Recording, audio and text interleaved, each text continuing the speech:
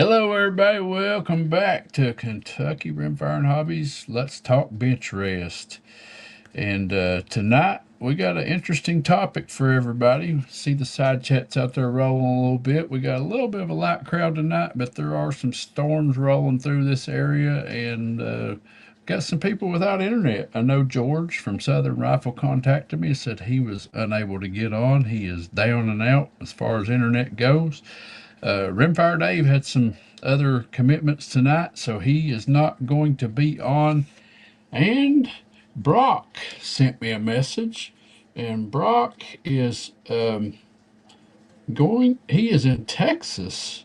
He got invited last minute deal to go to Beaumont, Texas to shoot in their state championship. So he's trying to do a little better. He shot in Missouri last week and came in 79th place, which is about middle of the pack. Um, Better than what he done last year, and that's what he was looking to achieve. I think he said last year he was second to last, and he said as long as I come in better than that, I'll be happy.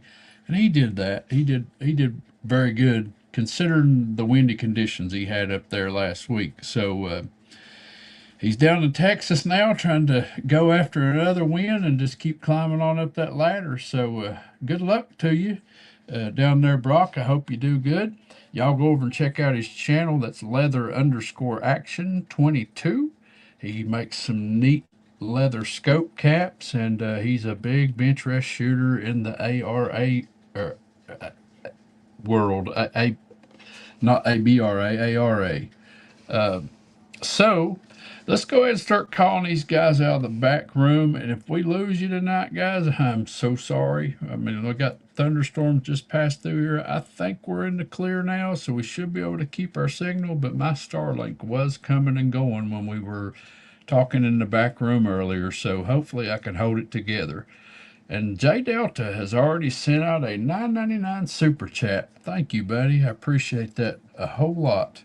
So up first, we got Mike from MN Shooting Sports. How, buddy? Evening, Chad. Nice to see you. You got a bunch of stuff coming up we were talking about earlier. You've been just about as busy as I have. Yeah, I'm gonna try to get out and shoot a couple of things. I really need to focus on my Sunday, Monday, Tuesday off days this week on taking my centerfire rifle, my 6 arc back out. I pulled the Vortex razor off of that almost a year ago here now and put it on that Mark II, More Money Mark II. And I need to re-zero a different scope on that if I'm still planning on shooting the last PRS match that our gun club holds this coming Saturday the 13th. So, and then after that, I got my long gone plus quarter mile chaos match 2 weeks after that on a Sunday, and then I got a couple other matches that I can talk about at another time in the upcoming months that I'm going to host or hold out here in Minnesota. So, you know, staying busy. So, well,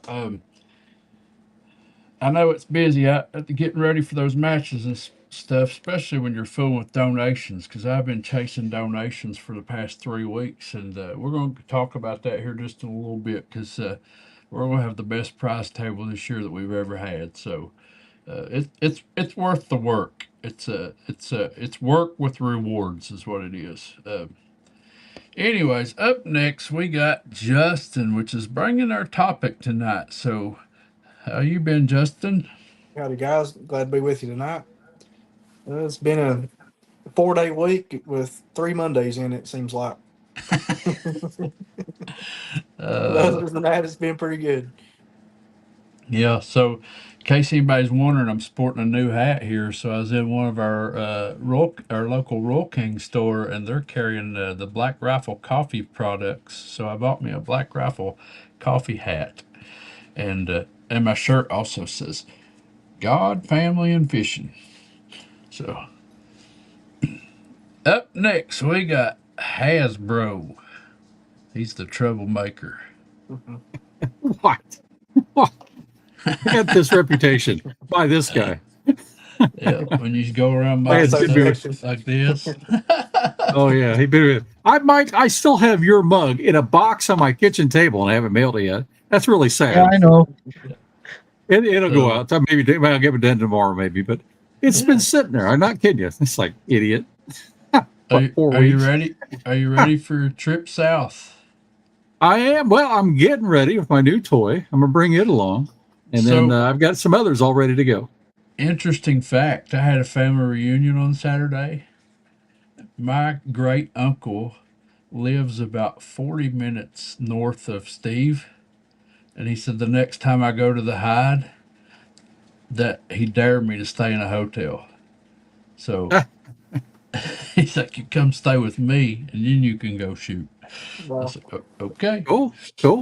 Um, We had a good so time. That was a fun day.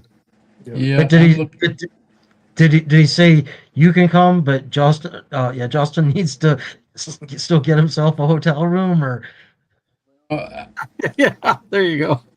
I I told him that I had a hired hand, and he said he was all about free labor people. So uh, all right. So up next we got J Delta 22 from in down there in North Carolina. Hello, You everyone. Thank you for having me tonight, chat. you getting storms down your way, brother?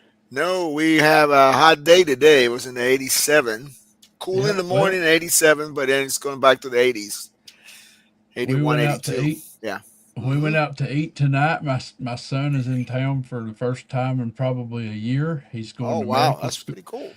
He's going to medical school, and it consumes his time. And he's married, and his wife's family's from Chicago, and he has a hard time dividing his time up between all of his families. And I get it, you know. And Hmm. uh, uh, but he made the effort to come home tonight and spend some time with us. We went out to eat, and I told my wife on the way home, I was like, I need to get home and move my truck out from underneath that tree. It's getting ready to storm. And she's like, not till Mm. 12, not till 12:30.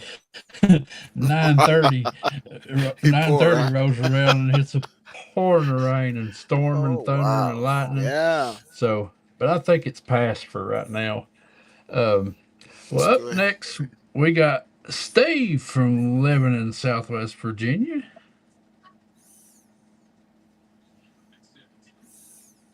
If it'll add him to the stage, there we go. There he Hello, is. guys. Hey, How's Steve. everybody hey, doing Steve. tonight? Doing Good. good. Well, you're a little Good. closer to me. Are you getting the weather we're getting? No, not yet. Okay. Not yet. Well, it's showing like now It's it's a little coming. bit north of me, so it might miss you. Sometimes it with does, and the then other times it rolls right through and gets us. I Yep. just So, lied to you. I just heard thunder. It's coming. Yeah. uh, is it getting so cool there for you, Chad, with the storms? Is it cooling down or is this like a It's heat pulling in. storm that you're getting? no, it's cooled off. Yeah. Yeah, High of 72 tomorrow. 70 yep, tomorrow, I think. Yeah, yep. it feels It's straight up southeast. like it Yeah. feels like middle late October here already for us. You know, we're dropping down into the 40s at night here already. So I Oh, I wow. really I really enjoyed the last couple of weeks at work because you get out there early in the morning and it's like 60s, you know, Mhm. and Oh yeah. high in the 80s. And by the time it gets in the 80s, it's late in the evening and it starts cooling right back off. So it's It don't been stay a hot long. yeah, it's been a very nice couple of weeks at work, you know, working outside. So um, I see Rustic Rimfire over there and Chris Lang, Garage Guy, Ron 2A Matters, and Joe Cool. Boomstick's got another name. Joe Cool. Yeah. So uh, all right. Last but not least, we got that American Hillbilly, and like I said, we got a light crowd tonight, but we got enough here to make you all a show. Hey everybody, how y'all doing? We're doing good. How you doing, buddy? I'm doing fine as frogs here, buddy. Yeah, been Yeah, that been cool wrestling front. around with all them grandbabies and chasing them around, ain't you? Yeah, yeah, been really fortunate to have them like the last 3 weekends, and so I mean, take all that we can get because one day they turn about 15, 16, and then they don't want to hang around anymore. Mhm. Right. And, That's it. yeah, we looked like it was going to rain some and all that, but it kind of went north and south of us, kind of split us. But cool front come through, so at I believe it was 4 or 5 o'clock. It was in the low 80s. Nice day, and then I was inside for a couple hours, went to take the dogs back out, and it was 67 degrees. Yep.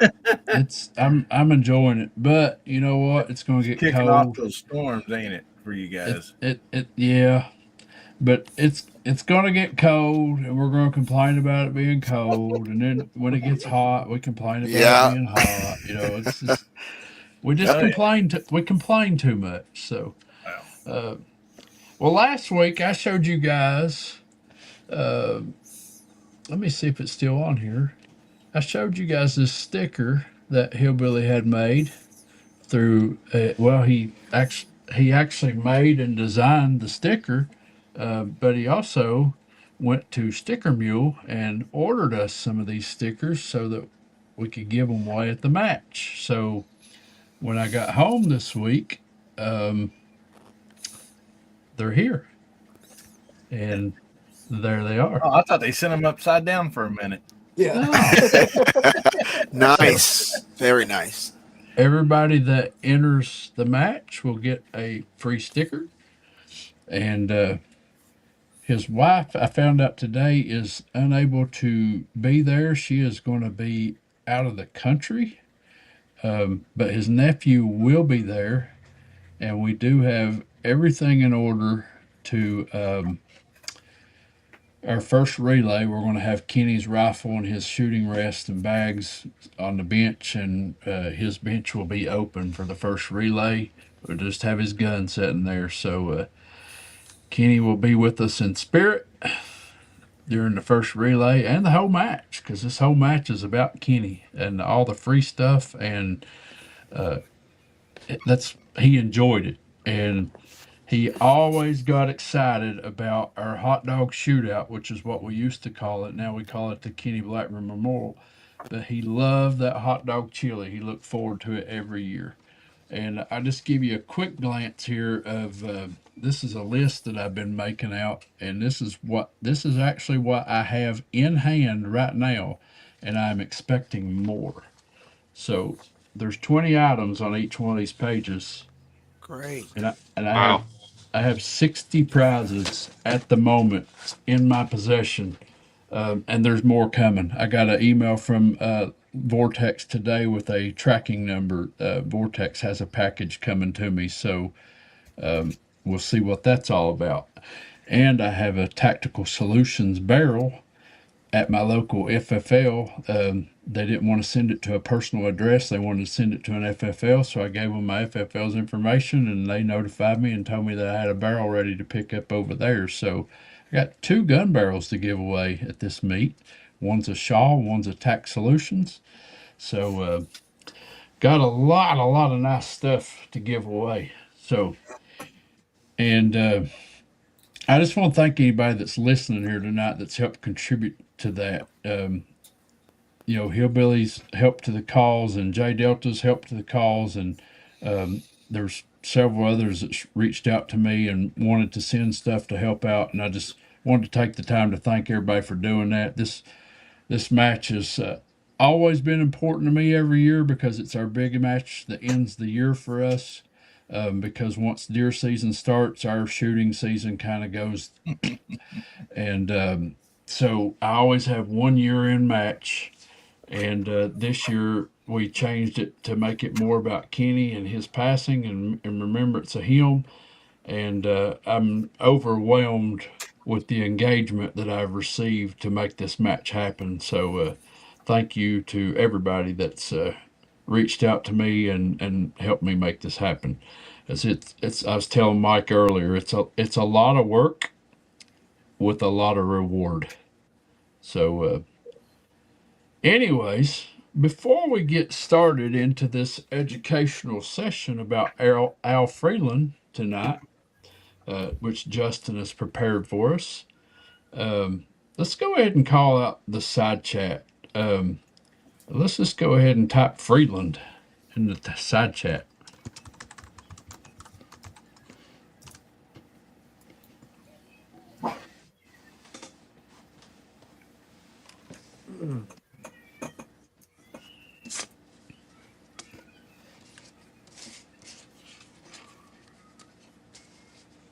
Whenever you're ready, Hillbilly. Alrighty, get caught up here on these. First up we have kind of getting away from me. Hang on a second. I gotta readjust here. So first up we have J Delta 22NC, Kentucky Rimfire and Hobbies. We got living in Southwest Virginia. We got Hasbro out there. We got MN Shooting Sports, Garage Guy, Columbia Mountain Kennels. Hey there. See, we got Mike Moore. Got Hillbilly Up. Joe Cool. I like it. I like it, boom. Ron 2A Matters. We got Southern Rifle. Rustic Rimfire 22. We got Chris Lang out there. We got also have Jeff Taylor and Jeff Lee. They might be brothers or something. We got Jason Mahoy, better also known as Chips, as Hasbro says. And we also have Jay Crow. And I believe that's it so far right now, chat. Yep, looks like it. So welcome everybody. I shouldn't have said Justin's got a show tonight. That's all of them right now, Justin. So Okay. Got Randy K coming in there also, typing in Freeland. Yeah, he said earlier he's behind the wheel driving tonight, so be careful out there, buddy. Yes, sir. Be careful. So we decided that I'm not going to be the one that always comes up with the topic, so I've left it open to the panelists to take turns and bring topics to the table that they would like to talk about. And Justin agreed to go first. And there's George popping in there, says lightning is wild, and he's out for right now. So he did message me. He don't have any internet. So but Justin's going to go first, and his topic of tonight is Al Freeland. So Justin, you just tell me what pictures you want to pop up and when, and I will back you up. All right. So, show's yours. Before we get started, I want to give a shout out to somebody that does a lot of commenting on our live and on all the videos, TJ Fishing. He's got a channel put together now, and I subscribed to him today, and you guys go over and check him out from Australia. So give him some love. So the topic tonight is Al Freeland. And hey, Justin. Yeah. Before you get started, I got one other mention about a new channel. Go ahead. And it's one of our own. If you guys don't know it, Rimfire Dave got locked out of his old YouTube, and he created another one that is also called Rimfire Dave, but he only has like 7 subscribers. So if you guys enjoy watching Rimfire Dave and his content, please go look for him and subscribe. Rimfire Dave Z7 or Z6 or something like that now. Yeah, I'll try to find I'll find the link and do it. Yeah, find the link. Yeah, try to find it and share the link, because he's trying to put out videos again, but he don't have the following that he had on his other channel, and he got locked out of it. So I wanted to mention that tonight, and I almost forgot. So go ahead. Subscribe to his other channel. Come over and subscribe to his new channel. Yep. I noticed that too. I was forgot about it. All right, I think I got it. I'll post it. Yep. Here it comes. So tonight's topic is Al Freeland, and I'm no expert on Al Freeland by no means. The man was born in 1901, so way before my time. You know, I think Chad he told me actually this was about Alfredo. Okay, no. okay. I thought he was doing a pasta.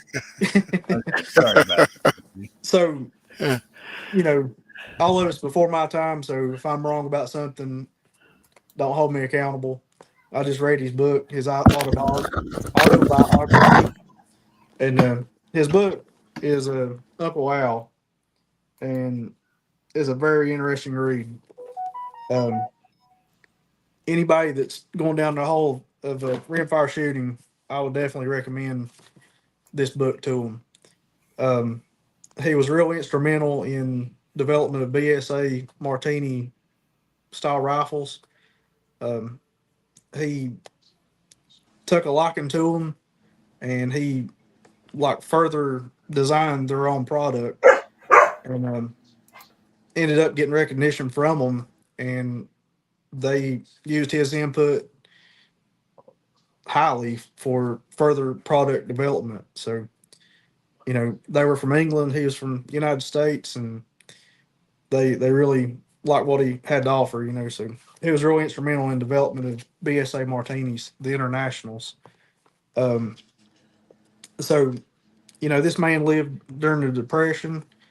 Um, he drove a Model T Ford to shooting matches, and I mean, he was a real pioneer of what we know today. You know, he's a trailblazer, forefather, my hero. You know, so a lot of things he did, he was a pioneer. You know, um, he was a machinist. That was the trade that he was in. Um, just the things he was into is just amazing. You know, the he had his own machine shop for years, and of course he was a gunsmith, but he went down many paths. You know, he was into aviation, uh, doing work for I think maybe Pratt and Whitney, not sure, but he made aviation parts, did a lot of that, and his passion was shooting though. So, you know, there wasn't products available for what he was into, so he developed and made his own stuff, and he ended up making a catalog and started selling his products. And he was really instrumental in Camp Perry. He competed at Camp Perry. I think the early 20s is the first time he went to Perry, and he was only, you know, around 20 years old then because he was born in 1901. But he set up like a vendor's table at Camp Perry for years. You know, he was like a staple of Camp Perry, and if you couldn't buy what he needed, he made it, and he made it available to sell. And just some of the contacts the man had was unreal. You know, he the who's who of the shooting world. He was one of them. You know, um, that old Ballard rifle that Steve has there has a niter barrel on it. He he knew him first hand basis. You know, he actually used some of his barrels and played with them, shot with him. You know, he was of that same era. Um, One barrel maker that he liked a lot was Eric Johnson, and from the history that I've researched and read, and my personal mentor, you know, he's told me about Eric Johnson barrels and stuff, and I actually tracked down a Winchester 52A or pre-A with the Eric Johnson barrel, and it's one of my prized possessions in my gun collection. Shoots really well, but Eric Johnson was a barrel maker he liked a lot. In the later years, he liked Hart barrels, and some of his personal rifles that he built, he used Hart barrels on later on in the years. that he won a lot of matches with. He set a lot of world records, national records at Camp Perry that I'm not sure to this day if they've been beat or not, but he shot like some 439 X's, three position shooting. I don't know how far his Benchrest endeavors went. I'm not sure if he even shot Benchrest, but he shot a lot of three position, standing, kneeling, prone, iron sight, and optic. He personal friends with John Unerdle, and it's just all the vintage stuff that I'm into now. This man, he walked that life. That was cutting edge and what he was shooting in that time. It really is a very interesting read to read this book. It's so much information. It's like drinking from a fire hose trying to read just one chapter. It's just too much to remember, and you'll get it wrong if you ever try to recite it because it's his story. But there's copies of this book on eBay. You can find signed copies even, and it's a good read. I know I'm rambling on back and forth, but it's just a hard topic to cover. But one of the guys that he was real good friends with was Julian S. Hatcher, and he was a Major General, United States Army. And General Hatcher, he also had a book called Hatcher's Notebook. And this is Hatcher's Notebook. It's another good read. I recommend it. They both shot competition together, and we won't dig into Hatcher, but he's another one to look out for. It kind of ties into the Al Freeland story. Jeff Lee, what's the name of the book again? It's called Uncle Al: The Life and Times of inventor marksman Alvin Freeland. So I guess we'll talk about some of the products he made. Justin, before you get into those products, real quick, I want to share a few photos. Yeah. Right as you got started, I got a private message from Mike Moore. Okay. And Mike Moore is emailing me a gift certificate for the giveaways at our shoot, and he is offering $75 off of a custom paint job. And if you guys remember me talking about Mike, he shoots ABRA in unlimited class with this 1022 rifle right here. And the last rankings we looked at, he was number 6 in the nation. And Nice. he has a paint and auto body shop, and he will bed your stock and custom paint it. And here's a couple of paint jobs that he sent me. Look at that. That's slick. He base coat clear coats them. And if you don't like painted stocks like that, then he'll also clear your wood. And he is sending me a gift certificate for $75 off of a paint job on a stock. So Awesome. to put on our table. That's what this community is about right here, guys. Sure. And Mike, if I know you're out there in the side chat, if you do any other kind of services for the 2A community, feel free to list it in the side chat. I know you told me that you would bed a rifle, but I don't want to quote things you'll do uncertain. I don't know if you do. Yeah, I don't know if you do pillar blocks or all the above or what. But if you kind of want to give us a rundown in the side chat of the things you do offer, some other people on here might be interested in that, because he sends me little sample pictures all the time of his paint jobs, and I'm definitely going to get with him this winter. I mentioned earlier in one of the last show that I'd like to build me an unlimited 1022, and it will be a Mike Moore paint job when I'm finished with it. So we're going to make that happen. So I appreciate you, Mike, for that. I just wanted to shout you out on here. That's what this community's about. I appreciate it. and he's a Kentucky boy too. So gotta He give him is props for in that. The Louisville, Kentucky area. Yes. Yeah. So talking about some of the products that Al Freeland put out, um, he made a lot of like shot timers and well, not shot timers, but like timers you put on a bench, like egg timers, basically. He made some real nice little like reloading block type boxes to hold 22 ammo.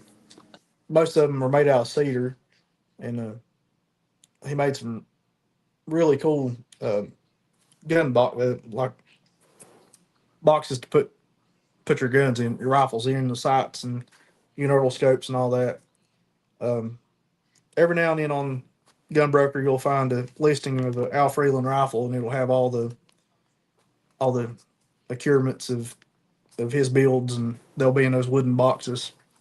And typically they go for double the price if it has all the Al Freeland accessories. But he uh, he was an iron sight shooter. It was probably the biggest passion the man had, and he made a lot of special like extended front sights, the globe sights, and um, he actually did leather work too. He made a lot of arm cuff slings that were amazing. I mean, they're still sought after today, and leather shooting gloves that have been copied from his design. Um, Anybody that's in positional shooting should know Al Freeland. Um, from 20 yards away, you can see one of his rifle stocks that he made, and know that it's Al Freeland stock just by the design. Mike, when the other people's property rifle, he sent some pictures of it, and I immediately knew it was Al Freeland stock. I questioned you about it, and Mike researched it, and sure enough, it was Al Freeland stock. The man he was awesome with woodwork too. We But got we got some pictures of some of his rifles too, don't we? yeah. One picture we have of rifles, like one of the most winningest rifles that he owned. Uh, he had a series of rifles that he made, and he named them all Mariahs. And he had like Mariah 1, Mariah 2, Mariah 3, and I think 4. But those rifles sold at Rock Island auction. Not sure what they went for, but that's Mariah 2 there. He won a lot of matches with that rifle. It's a BSA Mark II, I think. And he did all the custom stock work and all that. And that had a heart barrel on it. I'm pretty sure my research is right. He shot that 400. That's one of the arm cuff slings that he has there. I think it might be a 1903 rifle. No, it's a 52. It's 52. Probably a pre-A. But those leather slings like that, um, he designed and made those, and probably still see a lot of them at local gun clubs today. Um, he made a lot of the adapters that go on the magwell that like for shooting offhand. He made those I guess ball knobs or whatever you call them, and handles for offhand shooting. Um, so one interesting story about Freeland that I read, and just a little snippet of the book. Um, so one of the first shooting experiences he ever had, a neighbor of his had a Stevens Ideal 22, and this is talking to Mike's Hart. He's a Stevens man, and he let him shoot that Stevens Ideal, and that was like the first rifle he ever shot, and he was definitely in love with rimfire from that day. And he saw an ad in a newspaper where you could sell subscriptions to the Toledo Blade newspaper, and they had like this giveaway. If you sold so many subscriptions, you'd receive a Hamilton single shot 22 rifle. We can't talk prices, but $1.75 beans well, 175 beans was like the value of the rifle back then, you know. But he sold us subscriptions and got his rifle, and 1 3/4 beans. yeah, 1 3/4 beans, yeah. So that's hard to say, hard to say. But he said it shot shorts only, and it was very inaccurate. That was his description of that rifle. So he hunted with it and shot it and had fun with it as a kid. And his next gun purchase was a Marlin 39A, and he had a little over half to put on it, and he begged his mom for the other half. So it was like 16 beans is what that rifle cost him back in the day. But that was his first serious rifle, and then it goes on to he was living in Chicago, and he went to a gun shop, and he seen a magazine in that gun shop. He was just browsing around. It's called The Arms of Man, and come to find out, the local gun club, that gun writer of that magazine, uh, held a match there close to Chicago, and he got talking to the gun shop owner and about the match and everything, and he put him in contact with that writer, and he he bought another rifle off that gun shop to go shoot the match with. Goes to the match, and it's a big deal to even get to the match. Like the transit to get there, you know, is like this half a day journey just to get there. But anyways, he shows up to shoot his rifle, and everybody's got walnut heels and Ballards and much nicer firearms, you know, than what he brought. He ended up not even shooting his own rifle. They lent him a rifle, and he did well enough to get invited back. So he goes back to the gun shop that he bought that rifle.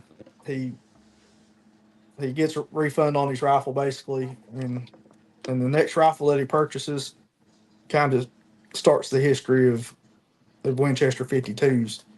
He got number 5 serial number Winchester 52 was the next rifle he bought from that gun shop. Wow. So that's pretty special, you know. And he takes it back to that gun club. Nobody had ever seen a Winchester 52, and he has number 5, you know, basically. So that's a pretty cool read there. And you know, we're talking about the beginnings of everything we're hooked on. You know, this man, he blazed the trails for pretty well. But so he had a real soft spot in his heart for Winchester 52, but BSA Martinis was really where he was at, you know. Try to think of something else here. So I mentioned that he had his own machine shop, and one of the customers that he had kind of walked in was basically like the guy that founded the Motorola company, and this guy was an inventor that invented a crystal set radio, and I don't know much about the story, but basically, like the beginning founding of Motorola, he made parts for this guy and helped him get his design off the ground, and helped him throughout the career that Motorola, you know, a lot of their inventions and stuff. He made prototype stuff for the radios That's cool. and stuff. Yeah, but this book is just chock full of stuff that like that. You know, that's just it's so This guy, captivating. You just don't know the guys next turn, busy the as next chapter. you You are. know? Yeah, Yeah, so it's kind of I like was Forrest Gump. It's honest to God the Forrest Gump story. This guy's life. You know, it I just was blow your mind. read You know. I was reading on him earlier, and he's a legend. Like there's companies that like have several of his rifles just in uh, on display in museums. Like uh, one of them was Rock Island Auction Company. Yeah. It says that he has several. They have several of his rifles on display in a museum, Mm-hmm. uh, and he started it was, what, like 1943 That's when I uh, started selling when products. I think he started selling products, and it said something about a scope stand. Is that what he started with? they made a spotting scope stand. that Yep. would the way the legs were on it, you could lay on a shooting mat and the legs stayed off the shooting mat. So when you moved, it didn't move your spotting scope. His design was kind of revolutionary with that. And he shows up at a match with one of those, and like everybody's got to have one of his spotting scope stands, and pretty neat. I mean, he made stuff and flaunted it, then everybody else had to have it. So he knew what he was doing with marketing to his niche group. But I think one of the procurement guys for the United States Army was that Julian Hatcher. I could be wrong on this. Not sure if he's Army, Marines, or what. But he actually got some government contracts of making, I guess, like training rifle products for the military. And he did real well with military contracts, making spot and scope stands and different things. It's probably where most of his income came from, throughout his after he founded the Al Freeland Company of selling shooting products. But Freeland International that we have today, its lineage comes from Al Freeland. Um, I'm not sure how much, if there's any ownership ties to his family or anything, but they're basically riding off of his lineage with that company. Um, I think he sold out his company to Champion Choice, and that's still another company that we have today. But they, there's still some of his products out there for sale. And eBay there's a plethora of stuff on eBay. If you type in Al Freeland, you'll have several pages to dig through. Same way as Gunbroker, you type in Al Freeland rifle, you're gonna get a hit. Something that he's made. He personally built. He says in his book he built well over 500 fine rifles. So, that's how many rifles that he personally built himself for customers, and they, went internationally. He sent them to Africa, Australia, Hawaii, Egypt, Switzerland, England, Sweden, Cuba, Argentina. He sent rifles everywhere, and a lot of his rifles were used in the Olympics. And there's several chapters about the Olympics in this book. But he was definitely in the who's who of rifle building. There was 21 rifles that he made that he called Al Freeland Super Rifles. And this is kind of what got me down the rabbit hole of Al Freeland. My mentor at Benchrest shooting, he actually has one of the Al Freeland Super Rifles. And there's only 21 of them out there. And they all had Eric Johnson barrels. Wow. And I hope one day I'll own this rifle. I don't want my buddy to pass, but if one of these days, I hope I'm in contention to buy this rifle because of its lineage. But my mentor, he's actually talked to Al Freeland on the phone before, and when he ordered this rifle, and it's actually who I got this copy of the book from is my buddy Brady. He's actually got a signed copy from Al Freeland. But back to the Super Rifle, there was only 21 of them made, all Eric Johnson barrels. And the particular rifle that Brady got off of him, he sent it to Brady to review, and he gave him 3 days to review it. And as soon as Brady seen the box it was in, he already knew he wanted the rifle. The box was so nice, So he agreed to keep the rifle. And it's unlike any Martini that I've saw. Like the action looks like it's big enough to withstand a 50 BMG. I mean, it's huge. It's wider and longer than the BSAs like me and George have, and they're massive for a 22. But the Super Rifle that Brady has, supposedly, Charles Daly, from Charles Daly Rifles, the man Charles Daly, supposedly won some kind of national match with that rifle, and Brady still has it. I've seen it once, and it probably weighs. I'd say that rifle weighs 18 pounds. It has like an inch and a quarter. It looks like 28, maybe 30-inch bull barrel. It's huge, but You had pretty neat some, rifle. you had some other pictures too of some type of boxes. Yeah, so the one big box there, that's one of the Al Freeland rifle cases, and it has like guitar case style uh, latches and stuff. Um, the gun that Brady has is in a box like that. They're pretty neat, and one of those boxes alone's worth probably 500 beans right now. Good If you run luck, across Jeff one, Lee. Jeff Lee signing off says he has a match in the morning. good luck. Shoot straight.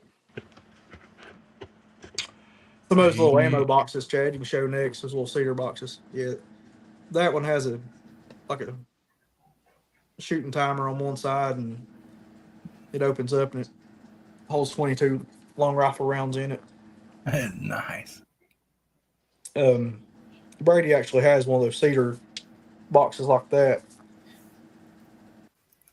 MTM makes a box that from that design now. I'm sure everybody's probably got one of those, but you can find those on eBay. He made those hook style stocks. That was one of probably his best selling products.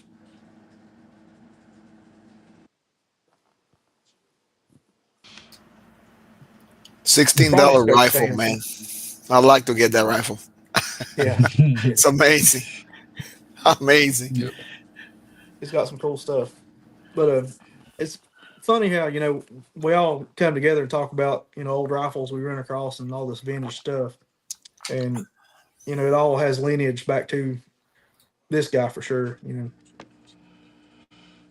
So Justin headed up the topic tonight, and it's a great topic, but I don't want to forget about anybody on the panel. Does anybody else Oh yeah, have I was getting any? ready to. Does anybody else have any interesting facts about Al Freeland or questions about Al Freeland that Justin may have read in his book? No, no, but I'll tell you, I love stories like that. It's So amazing. I would say that anybody in this side chat that shoots 22s, which the majority of you do from what I'm seeing in the side chat, you probably have at one point or other been on Freeland Shooting Sports looking for uh, ammo or something. So that's the same people. That's Freeland Shooting Sports. That's the same people. I'm not sure the tie to that, but there's no doubt you know their name is riding off his lineage. I'm Wow. not Yeah, I sure buy if from there's them any all the family time. Pretty tie. cool. I didn't know that. Yeah, I didn't know that. Thank you, man. I buy from them all the time. yeah. Champion Wow. Choice, I think, has lineage also to Freeland Company. I think he may have sold out to him to Champion Choice at one time, but not don't quote me on that. I'm not 100% sure, but I'm pretty sure there's some kind of story to that. I've actually read it, but I can't remember how it all ties together. But some of the big names in shooting, that you've all heard, like Elmer Keith and Townsend Willing, and all those guys. He shot with these guys and rubbed elbows, and I mean Charles Daly. Just the list of his friends. His friends list is like the who's who of the shooting world. And they all respected him as well. But he was world traveled. He went to several Olympics in different countries and all that. And it's basically the Forrest Gump of the shooting world to read his book. I mean, it's just crazy. Um, so Mike has the experience with that one Freeland stock gun. You want to talk about that, Mike, or elaborate on it? I was just looking here off on the side for when you had told me about to look for Al Freeland on it, and I did find A. Freeland stamped a Mm-hmm. couple of different places in uh, the aluminum parts on it, and like you said, he made so many accessories. With Mm-hmm. the little research that I did, scouring what I could find out after that, but that under rail accessory to be able to mount your various accessories on was something he sold. All the butt pieces that you could imagine he ever sold. He Yeah. sold stocks, he sold barrels, so it's just the way this was put together. And the Carl Kenyon trigger in it, that's like a $800 trigger in and of itself, comes to find out, that won't allow you to remove the bolt without popping the action out, you know, uh, taking the trigger off to be able to remove the bolt on it. So I found out a little bit about that. It seems to me like that's a little bit more, a little more intricate than just your average. Hey, I'm gonna customize my own rifle type of things that someone Mm-hmm. probably would have done. But times were different back then too. Uh, what I did find, and I just found it here looking for it to kind of go along with what you were saying, is that it was Champion Choice. The owner Steve Joss, who was a known shooter in the on Freeland Sports history page, talks about how he purchased it in '91 from Al Freeland or from Yeah. Freeland on a handshake kind of a deal. And then it took until like 2013 before it became an official. There The was official paperwork that transaction. Yeah. backed that deal up. So that's kind of interesting. So, Yeah. but that goes back to what you're saying about the history of the guy. Is that it was different times, and things were word of mouth, and a Yeah. person's word was their honor, on Yeah. something like that. That's why they had a deal in place without any real paperwork backing Yeah. it up from That's what men were men. So I may have misspoke that, Justin, because I was just looking on here reading. So Freeland Shooting Sports and Al Freeland was separate entities, according to what I'm reading here on the internet. Okay. So yeah,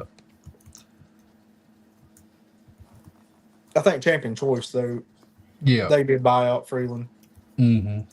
Yeah. says here, many national Olympic champions use Freeland's products to help to achieve their records. Freeland moved from Rock Island, Illinois to New Albany, Ohio when Carl Joss purchased the company in '91. Carl Joss, a well-known shooter and owner of Champion Shooter Supply, continued producing the Freeland product line under the Freeland name.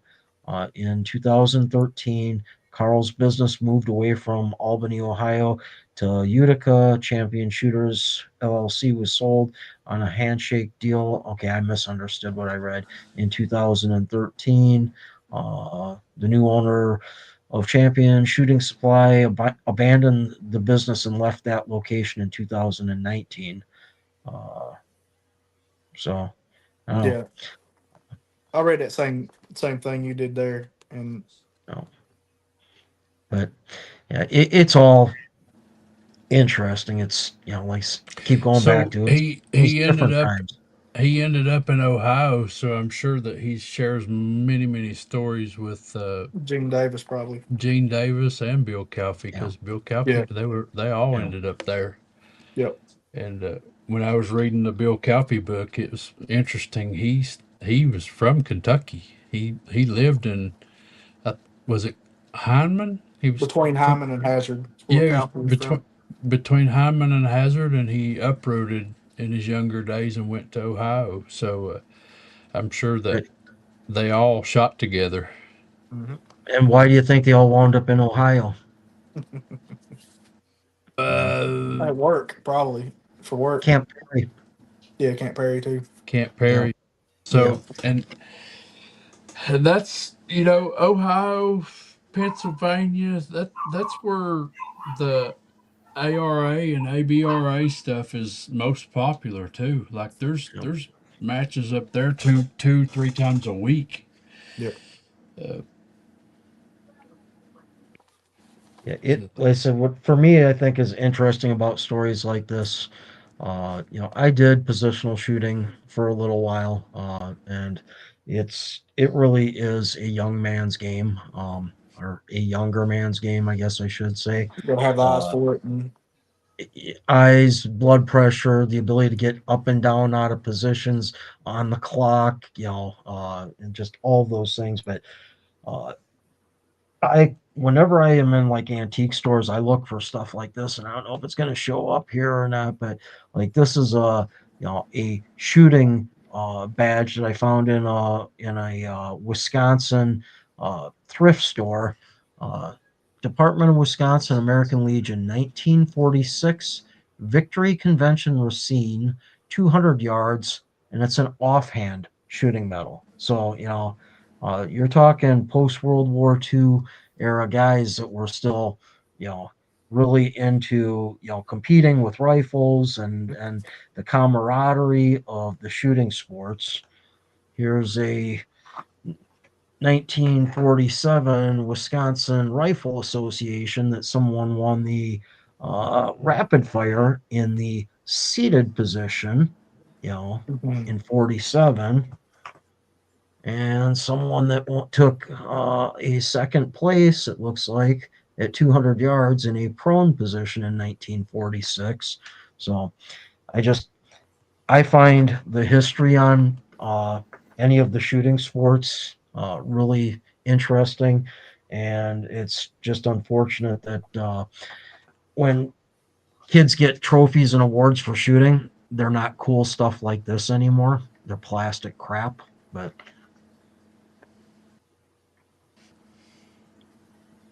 I'm done.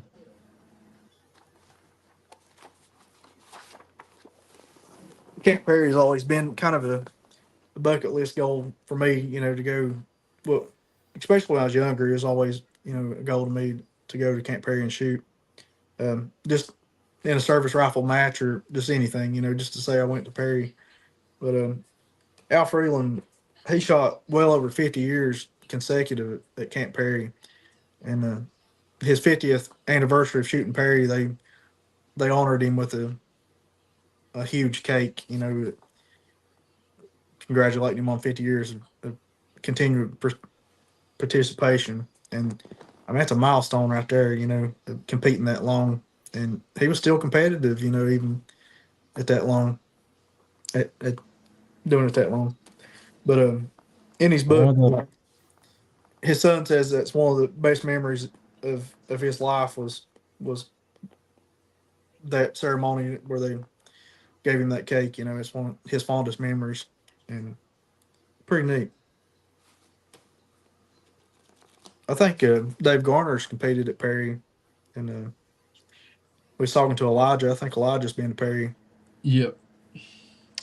So this week I was working in a new area, and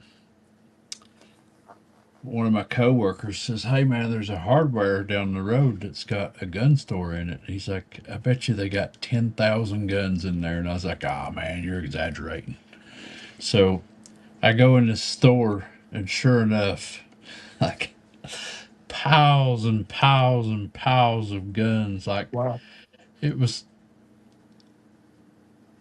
it was not easy to comprehend. There was like you'd be looking and you'd be like, oh look, there's just all kinds of things that interest me. But the interesting part of it was I got to talking to one of the owners, and he got out a cherry Remington 40X and Mm. showed it to me.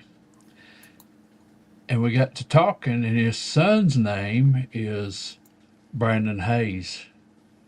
Um, and he told me his son just won something in nationals. I'm not sure what it was. I just looked at the ABRA national rankings, um, and he is on the national rankings. He's sitting on the one I found online. He's sitting number 26th in the nation, and I just thought it was cool that I walked into some random gun store and got to meet a gentleman's dad that actually does what we do out here, shooting these matches and stuff, and actually pretty good at it. So we talked for quite a while about he shoots like 2500 actions and turbo actions and stuff like that, and his dad is more of a 52 513 vintage style, 40x. And he asked me if I'd ever shot a Remington 37, and I was telling him about Dave Gardner's Remington 37 that he had or has, and he said that's one gun that he's never got to get his hands on and shoot. So it was interesting meeting that guy. It's kind of a small world in the shooting community. I mean, I'm 3 hours from my house on the Kentucky Tennessee line, and walk into a gun store and get into a conversation with a guy that kind of shares the same hobby and love and passion for this sport that I do. So it's pretty cool. Yep. It's a commonality all across the world, actually. I mean, Yep. we got TJ Fishing on here from Australia, Benchrest Yep. Marksman from Australia, we're all in the same rabbit hole, all over the country here, from Minnesota to Missouri to North Carolina, J Delta. I got Chris Lang in Texas. I mean, we're spread out, but it's a great community and great time to be in it. Very interesting topic tonight. Yep. Enjoy it. So Wow. talking about Remington 37s, Al Freeland, he dabbled in 37s also, and there's a chapter in the book that more or less is like just ramblings about different firearms and firearm designs and stuff. And probably one of my favorite chapters in this book. And I wish I could remember a tenth of it without having to go back and freshen up on it. But um, he played with the 37s a lot, and until the 40Xs came out, and he liked the 40Xs also. On a side note, I got a 40X on the way. They just received payment from CMP, so next step is Is it? shipment. So next step Is is it? shipment. Yep. For the Oh, that's the 737. one. Yeah, that's the one I'm bringing back. Yeah. North Carolina. Hopefully it's not beat to death. So, Was it you, Justin, told me you got a 737, not a 40X once from him? What is it? It's a 721 action or 722 action. 722. Yeah, 722. The only real difference is the bolt knob. One's rounded and one looks like a 700 bolt knob. Oh, is it? Yeah, the actions still say 40X, but Oh, okay. the one with the knurl bolt knob are saying they're 40XBs, I think. But I got one of those actions in the store here local to me with a Remington 222 cartridge in it, and it's like it's another cartridge I haven't pulled the trigger on, but that's one of my favorite centerfire cartridges. Is 222 Remington. Got a few of them. There's anybody out there that's just chomping at the bit to get into like a vintage target rifle. If you were to run over to Gunbroker right now and type in Remington 513 L Freeland, there's a pretty decked out with all the L Freeland I saw that stuff out there for under 900 beans by me now price right now. That's a steal. Not anymore. Thanks to you. Yeah. Yeah, it's under 900 beans by me now. Yeah, I'm kind of letting the secrets out with this. Yeah, so I mentioned that I met Brandon Hayes' dad, and I was looking at those point standings. So I get confused on this ABRA Nationals. So you have a you have an aggregate scorecard or score rankings, and then you have your regular score rankings. And his dad told me that he won, and I was wondering why he was in 26th spot. So he's in 26th spot, but on Aggregate. the on the aggregate point part, which is aggregate plus points, he's first place. Brandon Hayes. Yeah. So I was confused on that when I went to look him up, but I was looking at the wrong scorecard. So yeah, he was first place in Outlaw Light. Wow. That's cool. Was he at the Jackson match, Chad? He does shoot at Jackson, yes. Cool. Their state shoot is this weekend Yep, at I Jackson. know. Yep. I was invited, but I was also invited to do 37 other things. And I got a funeral tomorrow, so I'm not shooting. And you'll probably put 2 roofs on before the weekend's over too. I was putting one on this evening, putting Yeah, truss I up. figured. Yeah. Man never stops. It's catching up with me. Anybody else have? We're having a family day at the range tomorrow. My son came to town, and my daughter, she's like, "Let's go to the range tomorrow." And my wife's like, "Yeah." So, my son's wife is not a gun person, but my daughter and my daughter's boyfriend and my son and my wife and myself, we will all be partaking in firearms tomorrow at the range. Isn't that a family entrance criteria? Didn't you have your list? Must be. Well, she's a nurse, and my son's in medical school, and she's taking care of my boy while he goes to med school, so she's all right in my book. They hardly ever ask Dad for nothing, so There you go. she's a good gal. There's still hope for her. You may convert her this weekend. I doubt it. I doubt it. Well, you know what you got to do. 22 rifle and a hard seltzer. That wins anybody over. Yep. Well, she doesn't like the 22 hard rifle seltzer. or drink the hard seltzer. Yeah. Give her a So- reactive target. She'll like it. He has Supposed to a- get that hard seltzer, not drink it. I helped to convert a young girl this year to shooting. Her boyfriend brought her, and she was obviously a very scared liberal kind of type. And boy, so I had my 10-22 there. I was like, here, trust me, just squeeze the trigger. So I had it sitting on the Benchrest, and like, oh, I'm too scared. This guy watch. I just stood beside it, did this. She finally took it, and she loved it. And by the end of the next hour, he was talking to him about buying her one. Yeah. She has no interest. No.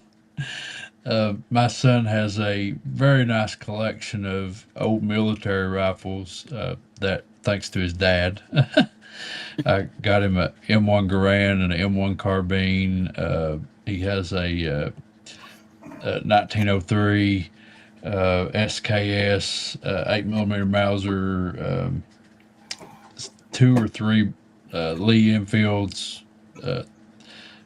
Mosin the Gaunts is his favorite. I think he has 3 or 4 of those. He has a really nice collection. He has a 30-40 Krag, and she's already, because those are stored at my parents' house. My mom and dad lives about 30 minutes from where my son lives, and they're all stored in a safe at my mom and dad's. And she's already talking about, well, when we have kids, you may have to sell those guns. I was like, no, you just have to get a big old gun safe and lock them up. Safe, like one. That's where it Safe, starts. plural, safe. I said, well, he's a doctor and you're a nurse. When y'all build your house, you just build you a gun vault. And you can you can use it. You can use it as a storm shelter also. Yeah. There you go. Yeah, but then the kids Somebody can't can come empty in the the guns storm out. shelter if there's a storm. Well, you can if you got your ammo stored separately in a container or a vault. So there's ways around it. Vince is telling me to wake up. I'm over here yawning, man. It's raining outside. It's like sleepy weather. So Vince is on his Vince, you 10th wouldn't know vacation about this year. you wouldn't know about the weather in Kentucky since you're over there at Yellowstone Park looking at Old Faithful and buffaloes and caribous or whatever it is Moses. you're Yeah. looking at. So He's on his 10th vacation this year. he has sent us all kinds of pictures this week of his vacation. Unfortunately, though, his wife took a fall and broke her finger, and he said her finger was in a 45-degree angle, Ouch. and she's an organist at church, so she's not going to be able to play the organ for a while. So that was an Mm. unfortunate incident. And you hunt Hope and peck on the organ. Yeah. I hope Well, I hope maybe she Vance will have to fill in for her on the organ there. I hope that she's recovering well. It's bad enough that she has to put up with Vince. Now she has to put up with the sore finger. So, Oh gosh. I had to take a stab at him. I got. He can't do nothing about it. He's over there. Yeah. Oh, so I saw we had a defensive pistol match scheduled for tomorrow at our range, but it got canceled due to illness. So I guess a bunch of the defensive pistol people are ill this week. I'm not sure what's going on there. But Check it out. anyways, we sidetracked. Justin, was you finished with your presentation, or I'm about out on it. I mean, if anybody has any questions or the side chat or anybody has anything to go along with it on the panel here, he said she's recovering fine. That's good to hear. But that's good. there probably is no counsel for having to put up with Bobby with has a you. flu. Yep. Yeah. So yeah, the guy that runs defensive pistol has type A flu. That would be a good reason. Well, Justin, I appreciate personally all the information and stuff because I knew the name, but I knew none of that history. That's pretty cool. I'm no expert on it. I mean, I just found it interesting and more or less trying to poke everybody to find out some more about him themselves. You know. Hey, you can go out and buy the book. Yeah. I don't get no royalties for the book, but Oh. it'd be nice if I did. And I'm not a reader. I mean, I hate it. But when I bought my Bill Calfee book, I couldn't put it down. So like stuff like that interests me. That we have a common interest. You know, Mhm. it's like glue to me. I can't get away from it. You know. It has to be worthwhile for me to want to read it. Yep. You know? So I don't think I've ever completed, and this is an honest statement, like a novel or something, you know, a story, front to cover. But like when we're in the military, you hand me a technical manual, I'll read it front to back 2 or 3 times because I want to understand every Yeah. single thing in there about how something functions or operates, you know. yeah, I can't read books. Show me the movie. I'll watch the movie. That's why I watch We- 50 Shades of Grey. You know. Well, it'll be a short night here then. Oh Lordy. Yeah, I was gonna show you guys my new rifle here. Chris Lang's leaving. He's heard enough. You lost him with 50 Shades. He Yeah. can't run anywhere. He can't get away from it. He's already in the middle of nowhere. Yeah, he can't go nowhere because he's already nowhere. The only time in my life that I got to say that the book was better than the movie is I read the American Sniper book, Chris Kyle story, Oh, yeah. and then watched the movie. I was like, well, it wasn't nothing like the book. You know, so Yeah. that's my only shot at ever doing that. So Yeah, I was gonna show you guys here real quick my new rifle I just got. Living in Southwest Virginia, Steve over here. Oh, yeah, right. yeah, right. You won't spend money on the ammo. You didn't buy it. Is that Mariah 3 or 4? I bet it'll y'all- shoot a Gila. Y'all Yeah, that's stand the one by. Mike is talking about. Man, that's a good looking rifle. Y'all stand Yeah. by. You have to hold that up, Hillbilly. That's not a Benchrest gun. I'll be shocked if that's still on Gunbroker tomorrow, but Yeah. So y'all, well, y'all that's just y'all Are you stand going by. to sleep by, Mike? I I'll don't show you need the any more vintage rifles. stand by, and I'll show you the real rifle that Hillbilly's his new rifle. I ain't got a new one, but Yeah, we're gonna show it off here. If I can get it sent over. You buy one of them pop guns from Cracker Barrel. Oh, no, no, he called me today. He's thinking about making a trade for some wheels and tires. just wheels. Wheels. Okay. Well, we don't. Well, yeah, we don't want to give the guy too much for his gun. That's right. Let's see. Just trying to Please see tell him. me it's a high point. No. I wish. Man, if High Point had a Benchrest 22 bolt action, I'd be all over that. I'd be standing in line at the front door waiting for him to open. Oh, here it goes. Let's see. Get over here now. Let's see. And Vince Oh, come says, on. The suspense is killing me. yeah. Low point. Well, okay. Here you go. This It is better be worth it. Yeah. Yeah. A cricket.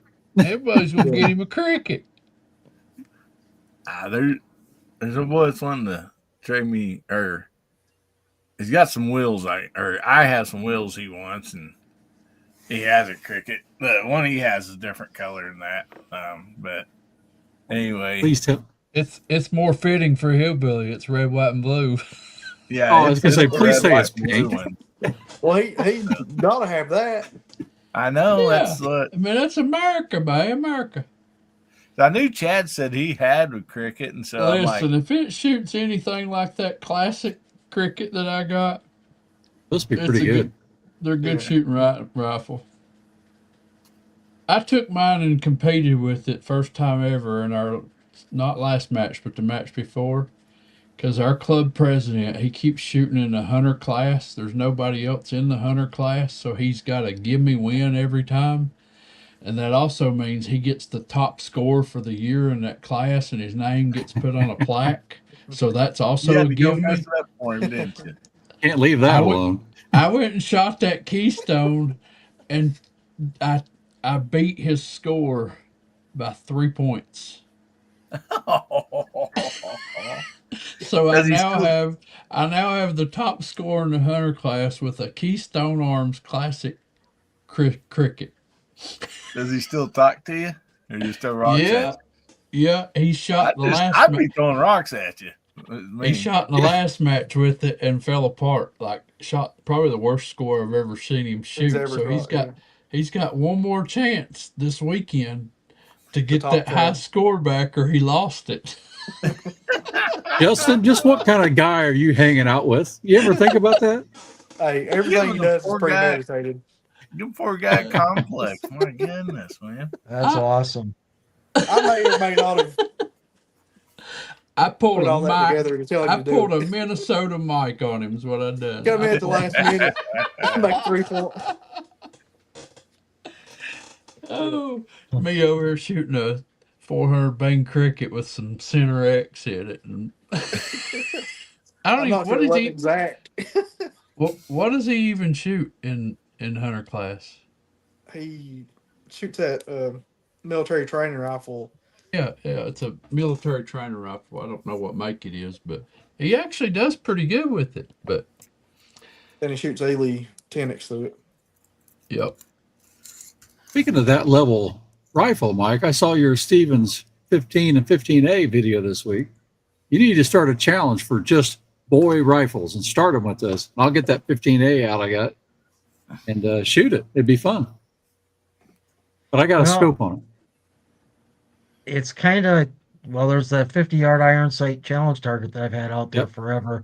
I figure if anybody wants to like shoot like old school boys, buckhorns, sight type rifles, that's a good target for that because you're gonna hit, you're gonna get at least some of your 10 shots inside the scoring rings of it. I mean, That's the but truth. On the when I was paper, shooting hopefully. when I was shooting that, I can't remember how I did that video. I think I showed some paper plates that I was shooting beforehand or whatever to figure out the hold I needed on that day on that. But I was shooting an entire sheet of paper target left and high of it to drop them into where the scoring rings on that target were at You had to with walk that them in. with that particular rifle. But it's all fun. So Well, You I also, learned a lot about Carlos Hathcock shooting this 15A that I have because mine was literally never fired.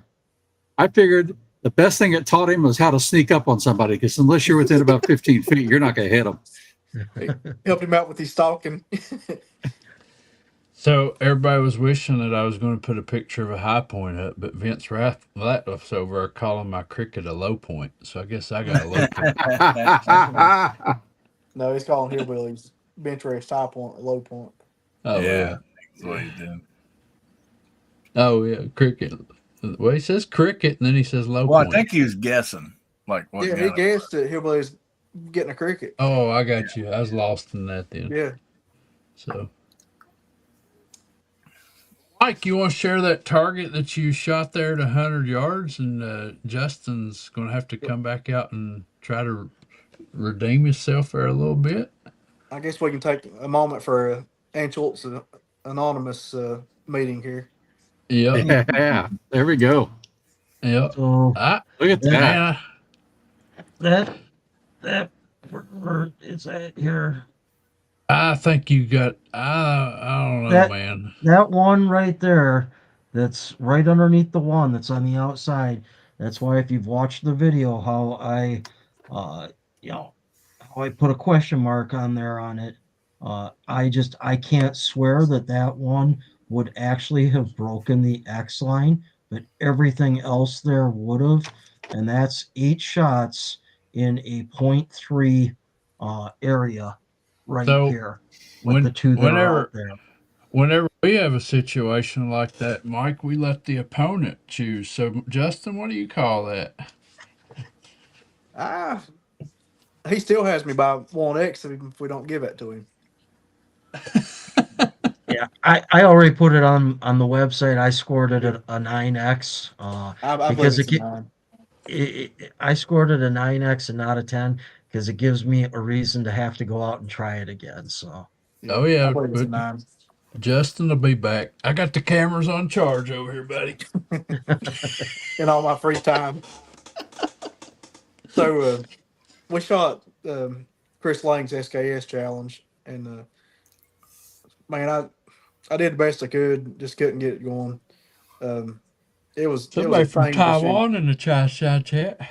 Yeah, that's over on Hasbro's side. So Oh I yeah. wanted to mention something because you brought up the SK challenge, the 7.62 by 39. Yeah.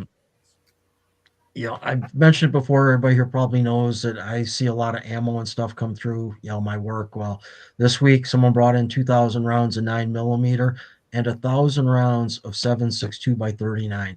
It's Tula ammo, but it's 1,000 rounds It's still wrapped and vacuum sealed and stuff.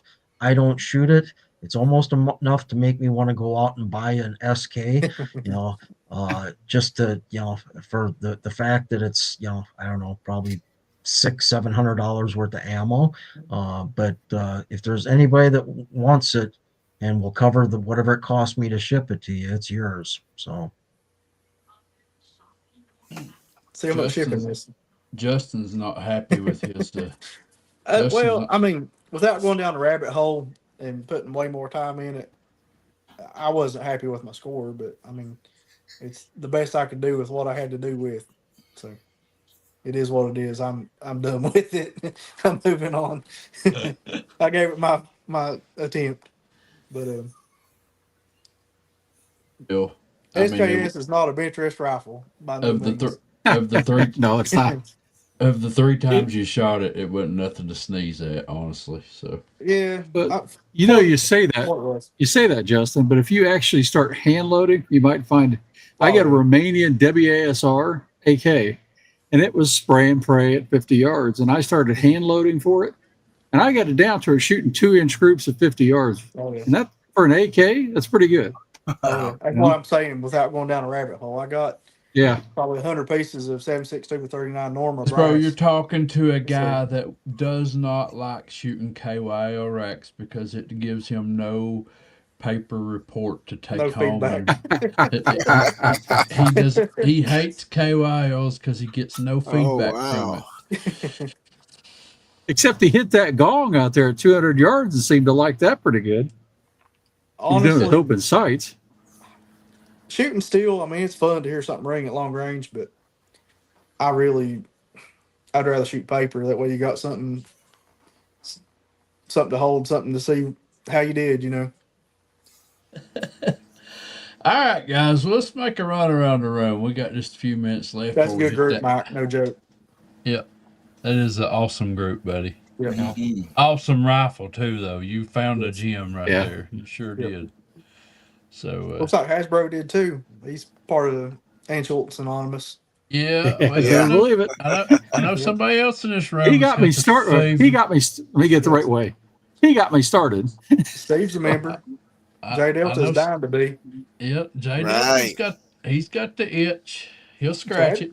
Chad's a member of that Yep, 10 days. I'm working on the video. I do have an Annie, but it's not a true Annie. It's all customized. But I do have an anyways, Anschultz, but it's the 17 Mach 2. So just to let y'all know, Mhm. I'm part of y'all too.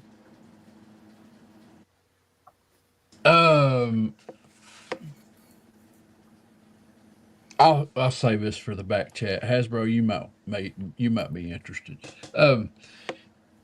I saw something today that you might want, but I can't talk about it on here. Anyways, All right. I'm in. Steve, what is coming up, buddy? I've got a video coming out Sunday morning, another challenge target. And I've got a couple new rifles that I need to get out to the range. I broke down and got a Savage Mark II. Oh wow. Listen, the 22 Rescue is up to me. So, You need to start a 22 rescue channel. sounds like to me you're bringing them all home, buddy. I brought a few home. And then I got this Marlin 880. I've got to take it back out and shoot it. Try to get that there this coming week. Yep. So, Hillbilly, what you got coming up? Well, first of all, we got Guns Bearing Therapy tomorrow night, 9 o'clock Central, 10 o'clock Eastern. There you go. He didn't swing by and visit us. Oh, I got more videos coming out for sure. Got a new 22 caliber suppressor. Put a video out on that, and I'm really, really liking that thing. I mean, it's a lot of fun. But I just anyway, hope you ain't trying to hide from nobody with it, because it's like a mirror flashing around in the sun. Yeah, they're made out of titanium anyhow, and this one's the raw titanium, and so like it looks really cool. Like if you shoot it enough to get it hot, it starts rainbowing, you know. Mm-hmm. And so they're just really cool. But probably not a good color for hunting. But anyway, You might Yeah, have a we- multicolored skinny knife. yeah. But yeah, we got other videos coming up, and we'll be going back to the Benchrest too. So anyway, thanks for doing this, Chad. It's a lot of fun. Thanks for having me, bud. Well, I appreciate everybody being here and participating in it, but I really appreciate Justin sharing the topic tonight, and we're going to find out later who's next. A lot of fun. And real quick, I was going to shout Hasbro there. Man, I love that T-bolt rifle. Oh yeah, Hey, that is slick. I like that, buddy. that's something I grew up shooting. That one's not mine, but I got to borrow it, and it's yeah, very cool. the modern. I got a modern T-boat. You got one of the Yeah, new this is a new one. yeah, mine's a new one. It's the curly maple bull barrel. Yeah, it's a hammer too. I actually had the high score in the factory class last year with it. And Chad never gets it out and shoots it. I'll be darned. Shame on you. Well, I got too many of them. Well, not too many. I got more than I can spend time with. So They say That's pro- admitting you have a problem's the first step to recovery, Chad. well. So this week this winter.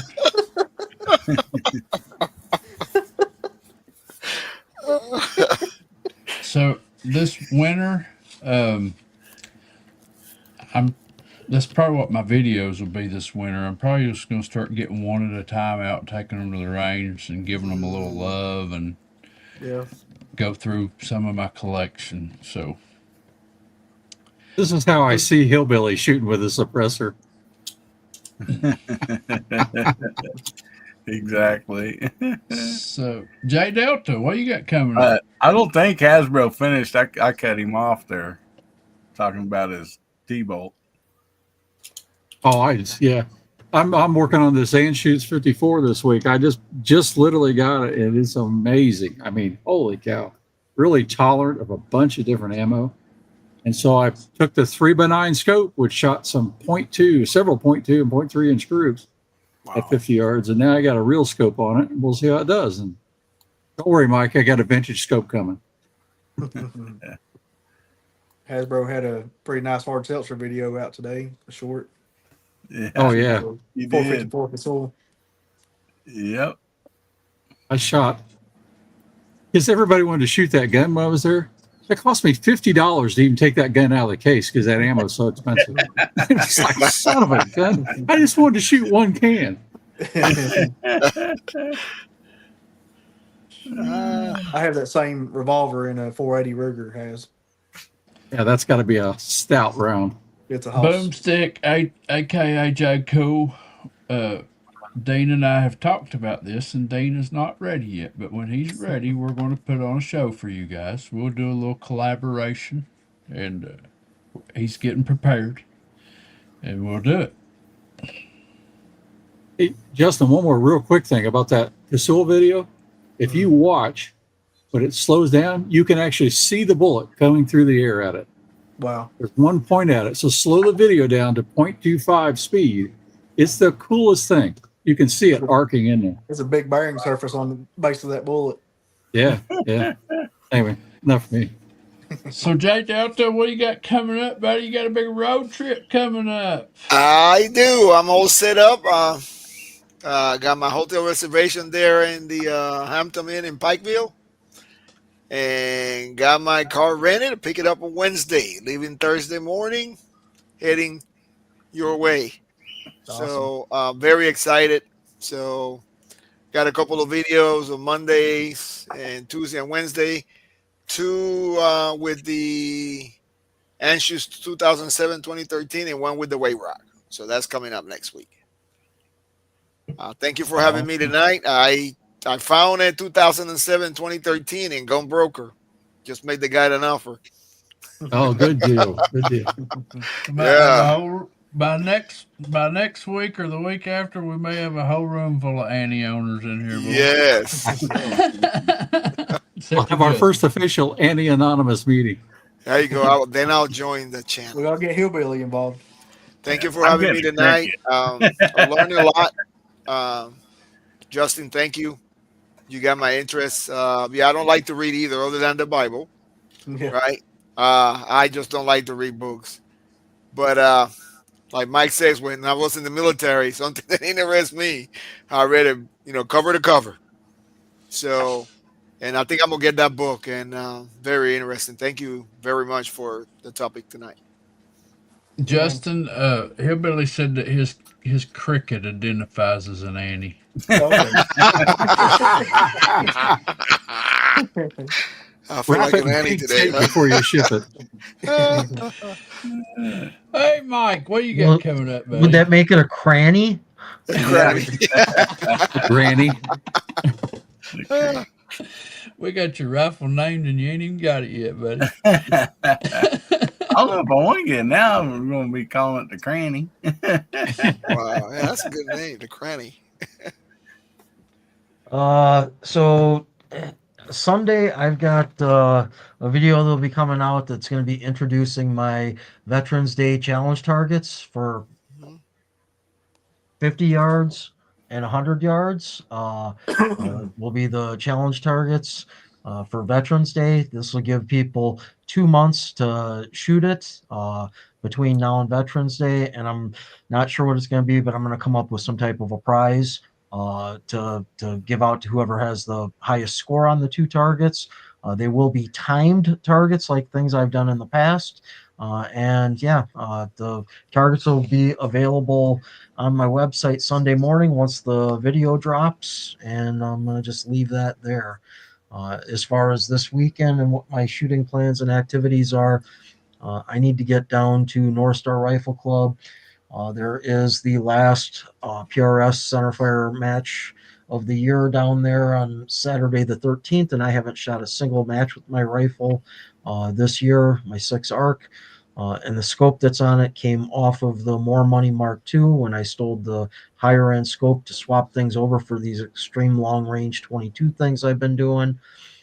So I need to re-zero that rifle and try to shoot at least one centerfire match so all the guys in that crowd don't think I just totally abandoned them this year. So, and it'll give me an excuse while I'm down there on either Monday or Tuesday to also put a plate or two up at the 443-yard line and try to get a video of promoting the September 21st Long Gong / ELR match that will be shooting 1 round of Long Gong, so 10 shots of Long Gong. And then we're going to move down to the 200-yard line and we're going to shoot IPSC targets from 200 to 393 yards off of 3 different obstacles. That'll be rounds, the second stage, next 10 rounds, third and fourth. And then after that, we'll move back to the 300-yard line and we'll shoot something that'll be at 443 yards, which is just beyond a quarter mile. It will be a full-size IPSC that is being Cerakoted as we speak. One side's going to have the name of the match and everything on it. The other side is just going to be painted white. Everybody will get 10 shots at that IPSC. Whoever can connect with it at a quarter mile the most will take that plate home. They'll shoot one side of it, and then the other side will be nice and glossy and engraved quarter mile chaos top shooter. And that will be their award for that, to hang on their wall to show that, they beat everybody else out in a quarter mile match. So king of quarter mile, whatever you want to call it. But That's a great idea, especially when you got somebody like Justin that needs feedback. If you, instead of taking a piece of paper home, you just take Yeah, Take take the the target home. target. Yeah. well, But you got to win and it. what I'm gonna do, with that too, why I need to get down there and practice it is because Seth from GM Targets sent me today targets, and I'm hoping some replacement ones for the ones that I'm having engraved. Uh, but uh, a lot of people, if anybody watched my first or my second long gong match, like the tornado, the guy that was out there with the 455 and like a 3x9 hunting scope, and he was literally like picking a branch in the trees in the distance, and aiming there, and we were walking him onto the target from that. So I'm planning on trying to, because a lot of people, you're not going to have the elevation to get to that far. So I'm going to put a spotter. I'm going to hang the target so it's low enough on the berm line or in the impact area, but I've got enough elevation where I can drive another T-post up like 20 feet up the hill on top of it and then get it centered up. So if they need to, they can aim at something higher, figure out the drop calculation that target's this much higher, and try to help people to be able to get on it. But that'll be just so they can have some fun. you're going to need to come there with your game on and be able to shoot at 10 out of your first 10 rounds, though, to see if you can hit it, type of a thing. It's really going to be meant to be, can you do it? Not walking people into it, getting them on it, and then giving them 10 shots. So Well, no anyway, armor. that's all I got going on. No armor person rounds, I assume. No, and just 22 long rifle, and these are not even AR plates. These are just some mild steel 1/8-inch plates because I want to be able to hear them at that distance. Yeah. So Cool. So Justin, what you got coming up, buddy? You gonna be in the woods tomorrow hunting them whitetails? If we don't get rained out, I'll be in a stand in the morning, hopefully. Got a real busy weekend planned. I'm triple booked this weekend, so not sure how it's going to work out, but we'll do the best we can. Well, good luck tomorrow if you go. Yep. But, I am not ready, and like I said, I'm not gonna bail out on my boy. He don't get to come home very often, and it's been almost a year since he's been home. So rather Gotcha. rather spend time with him. But hey, Hillbilly, I wanted to say I'm not making fun of that cricket. I own one, Oh. and if I had the opportunity to trade an old set of Chevrolet wheels to a cricket rifle, I'd do it all day, every day. Yeah. So Yeah. I'm thinking. Yeah, that's just. One thing, real quick, did you guys get a chance to put Dave's link to his new page on the I did. I put it in the chat. bar? it Okay. was Yeah, I in the saw. chat, but it I went ran ahead away. and sub. Yep. who's this Dave guy you guys keep talking about? Dave Sorry, Dave. Gardner, old RImfire Dave. I don't know if I've ever met. Anyways, I have had a busy few weeks getting ready for this Kenny Blackburn Memorial match that is next weekend, and it's getting excited because it's almost here. And I got so much going on that I told Justin the other day, I don't even know that I'll shoot in the event because I got to give these prizes away, and some of the companies that gave prizes, they want it documented, so I'm gonna have to film, and I got a lot of moving pieces, so I don't even know if I'll get to shoot. I just will be focused on making the event go flawless. So and I got some people volunteering to help, so I'm not going to be able to do it without help. So that's coming up. And then I've mentioned on here before a rifle that I really, really want. And it's very, Tell us what you want, what you really, really want. and Really, it's really, really, really want. Yeah. and it's Really, very really. very hard to come by. Uh, But like I said earlier, I visited my favorite FFL today, and he knows where two of them are, and he is going to see if he might be able to get me a lead on one, and that is a Lithgow LA 101. There you go. So I really want one, and the sad part is I had one in my hands And didn't know what you about had. about 2 years ago, and I set it back down, didn't know what I was holding on to, and I should have bought it. That's 122 I didn't rescue that I should have rescued. So, Justin, and what's the chance he's doing that to call out Elijah again? Probably 100%. Yeah. oh, I've wanted one No, for he's a long wanted one for a time. while. But yeah, I got some videos coming out. Got some stuff scheduled out to about the 19th of September. 3 videos a week. We'll have a video of that match, giving away the prizes and stuff. I'm going to post it up to my YouTube and share that link with the vendors so that they can just go and view it there. That is going to be my collaboration with those vendors.